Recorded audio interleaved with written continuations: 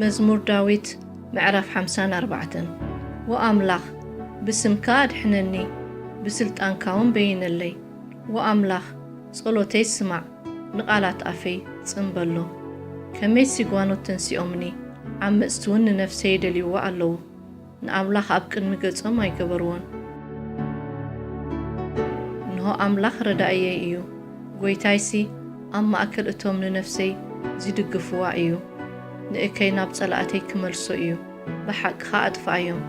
ፈትየ መስዋዕቲ ኸቕርበልካ ጐይታየ ስምካ ሰናይ እዩ እሞ ከመስግኖ እየ ንሱ ካብ ኩሉ ፀበባ ኣውፂኡኒ እዩ እሞ ዓይነይ ንጸላእተይ ባሂልዋ ረኣየቶም